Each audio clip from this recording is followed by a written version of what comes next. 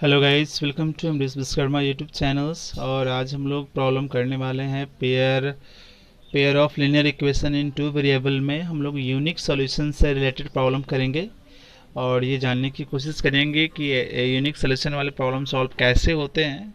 तो आज की वीडियो में उसी के बारे में बातचीत होगी। तो आइए स्टार्ट करते हैं आज की वीडियो। जैसा कि आप क्वेश्चन देख सकते हैं, इसमें कह रहा है कि k की वैल्यू क्या होगी कि ये पूरा का पूरा सिस्टम ऑफ इक्वेशन क्या शो करे, यूनिक सॉल्यूशन शो करे।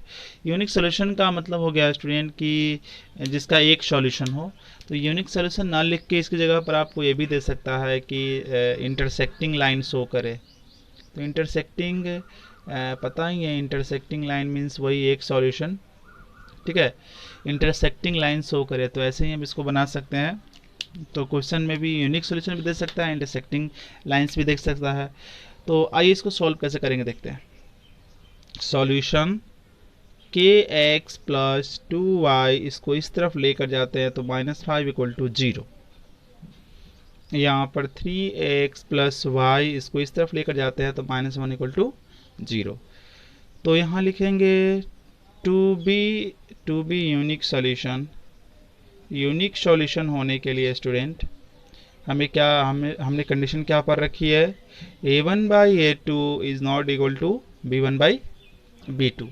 यही हम लोगों ने कंडीशन पर रखी है यूनिक सॉल्यूशन के लिए कि a1/a2 is not equal to b1/b2। तो अब इसमें वैल्यू हम लोग रख देते हैं। a1 हमारा कितना है, k है, और a2 हमारा 3 है, नॉट इक्वल टू b1 2, और यहाँ बाई 1। अब इसको क्रॉस मल्टीप्लाई कर लेते हैं स्टूडेंट। तो ये हमारा जो यहाँ पर निकल कर आ जाएगा, क्रॉस मल्टीप्लाई करेंगे तो k1 जा k नॉट इक्वल टू 3 2 जा 6, यानी कि k की वैल्यू क्या निकल कर आ गई, k may be anything. k कुछ भी हो सकती है, k की वैल्यू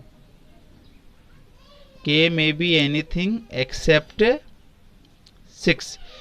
k की वैल्यू 6 नहीं हो सकती है, मतलब 6 को छोड़कर आप कुछ भी लेंगे ना तो ये क्या शो करेगा, ये शो करेगा यूनिक सॉल्यूशन, ठीक है। लेकिन जब k की वैल्यू 6 ले लेंगे, जब k की वैल्यू 6 ले लेंगे तब ये यूनिक सॉल्यूशन शो नहीं करेगा, ठीक है।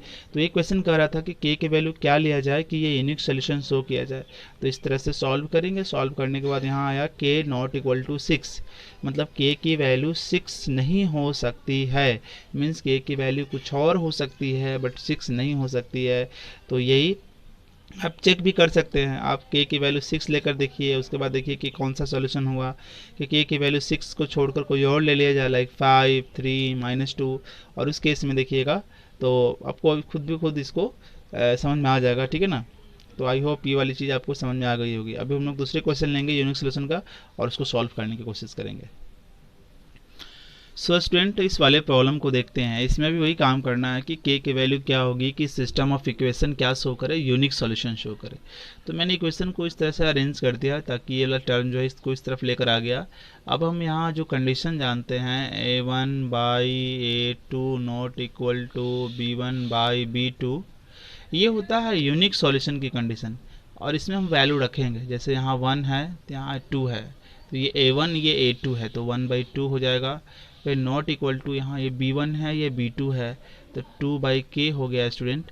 अब यहाँ से क्रॉस मल्टीप्लाई कर लेंगे, तो क्रॉस मल्टीप्लाई कर लेंगे तो k नॉट इक्वल टू 2 2 जा कितना आ जाएगा स्टूडेंट, यहाँ 4 आ जाएगा। यानी कि k का value k may be anything accept 4 को छोड़कर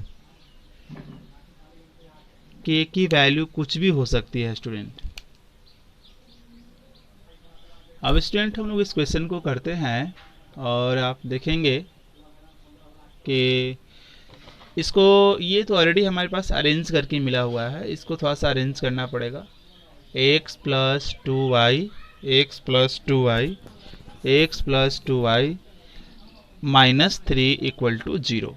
अब यूनिक सॉल्यूशन है ना, तो यूनिक सॉल्यूशन के लिए आप क्या जानते हो, यूनिक सॉल्यूशन के लिए हम लोग जानते हैं कि a1/a2 not equal to b1/b2, not equal to b1/b2। तो a1 1 a2 5 not equal to b1 2, B2 K। अब इसको क्रॉस मल्टीप्लाई कर दीजिए स्टूडेंट, तो ये हमारा हो जाएगा K नॉट इक्वल टू, ये हमारा हो जाएगा 5 2 जा 10।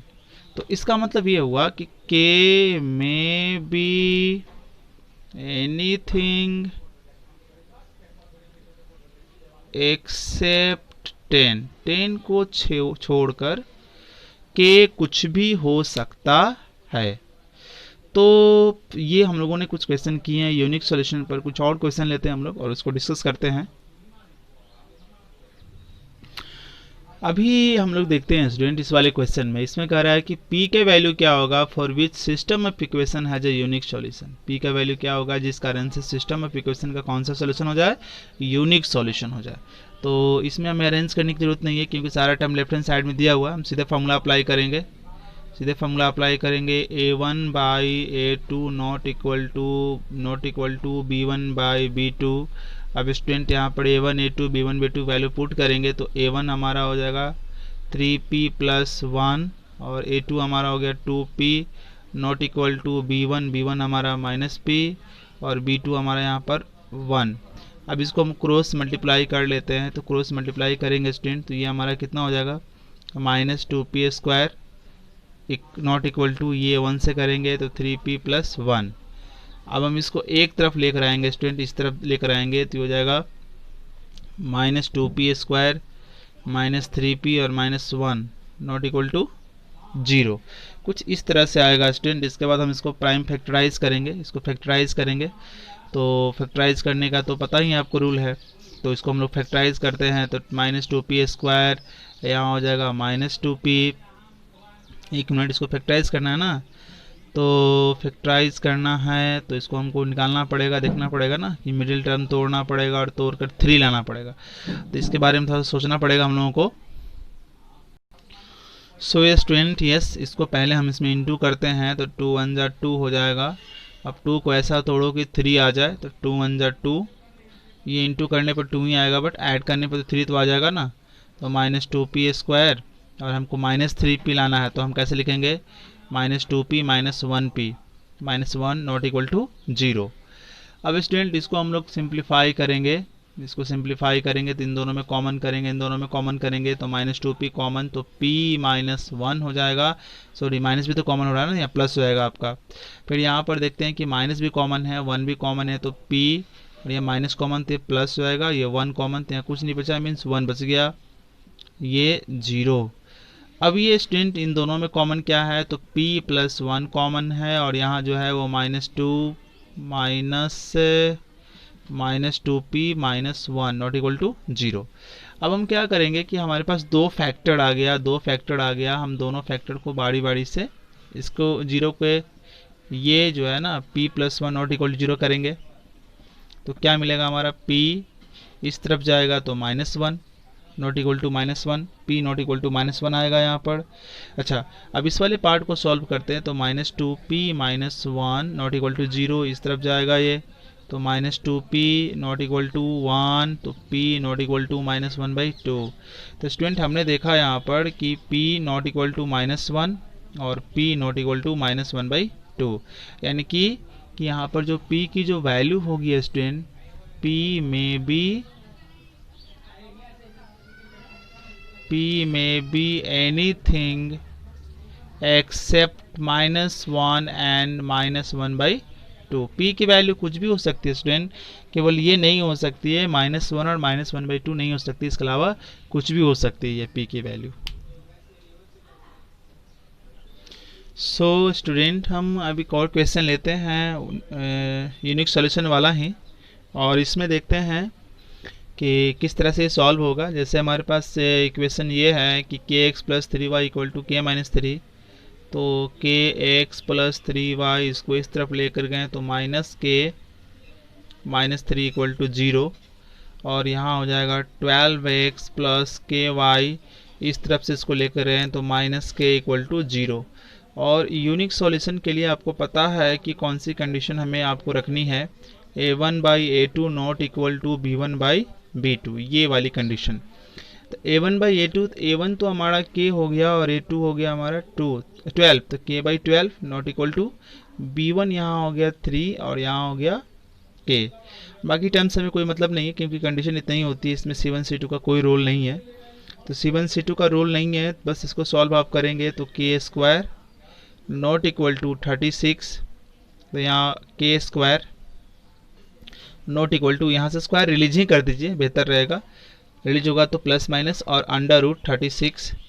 सो K equal to plus minus इसका 6 नॉट इक्वल टू, तो K की value not equal to, K या तो माइनस 6 नहीं हो सकता है और K आपका प्लस 6 भी नहीं हो सकता है, यानी कि K में बी एनीथिंग, K में be anything accept 6 and -6। K की वैल्यू 6 और -6 के अलावा कुछ भी हो सकता है, बट ये 6 और -6 नहीं हो सकता है। सो स्टूडेंट, इस वाले प्रॉब्लम में हम लोग देखते हैं कि ये भी वही है, K की वैल्यू बताइए जिसमें इसका यूनिक सॉल्यूशन हो जाए। तो इसको तो थोड़ा सा अरेंज करना पड़ेगा ना, पता है आपको 4x - 5y, इसको इस तरफ लेकर आए -k इक्वल टू 0। फिर यहाँ आ जाइए 2x - 3y, इसको इस तरफ लेकर आइए तो -12 इक्वल टू 0। अब आप देखिए कि कंडीशन क्या होती है यूनिक सॉल्यूशन की, a1/a2 not equal to b1/b2। तो यहाँ पर जो अननोन टर्म है a1 a2 4 2 और 5 3, तो यहाँ पर तो a1 a2 b1 b2 में कोई अननोन टर्म के तो है नहीं, कंडीशन में तो बस a1 a2 और b1 b2 का ही रिलेशन है, ठीक है। तो ये अननोन टर्म है वो C1 C2 है। तो आप देखेंगे, हमें पता है कि यूनिक सॉल्यूशन के लिए बस हमें यूनिक सॉल्यूशन किस पर डिपेंड करता है, a1/a2 not equal to b1/b2। यहाँ पर C1/C2 यानी का कोई रोल नहीं है, इसका कोई रोल नहीं है।